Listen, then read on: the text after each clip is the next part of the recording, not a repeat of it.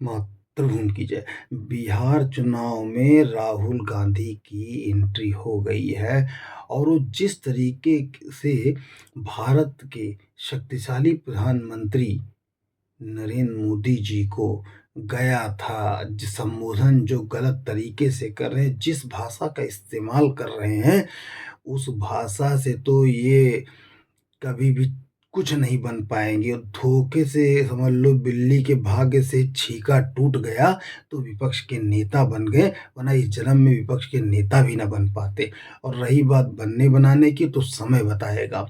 क्योंकि भाषा का इस्तेमाल जिस तरीके से अंबानी अडानी को लेके शादी में गया था, राहुल नहीं गया था, मोदी गया था, इस तरीके का जो ये इनका बात करने का ढंग है, वो पूरा देश देख रहा है।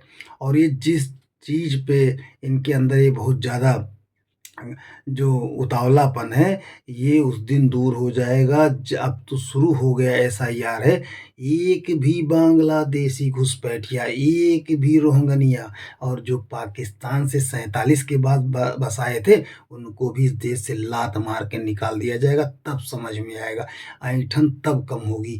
जो ये बसे हुए लोग बैठे हैं, जो यहाँ पे चला रहे हैं, रायता फैला रहे हैं, जो घुसपैठ करके हमारे वहाँ आ गए, हमारा ही राशन, हमारा ही पानी, हमारी नौकरी, हमारा ही सब कुछ खा रहे हैं, हमको ही लड़ा झगड़ा रहे हैं, इनको एक नहीं, इनको ऐसा निकाला जाएगा, इनकी आने वाली 7 पीढ़ियाँ कभी भारत में नहीं घुसेंगी।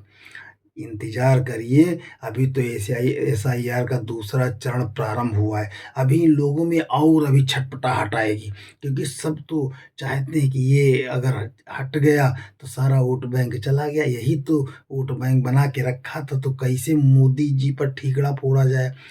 अब वो चलने नहीं पा रहा है, क्योंकि अब इस समय मोदी जी ने सशक्त और मजबूत राष्ट्र करने के लिए समझ लीजिए आगे बढ़ गए हैं। अब इन लोग समझ में नहीं, करें तो क्या करें, क्योंकि कोई चुनाव जीत नहीं पा रहे हैं। सब जगह से इनका लोटिया डब्बा बंद होता चला जा रहा है। जहाँ कुछ बचा है वो भी बंद हो जाएगा। और जो लोग ये सपना देख रहे हैं कि ये प्रधानमंत्री, अरे प्रधानमंत्री छोड़ दो, कुछ ना बन पाएंगे।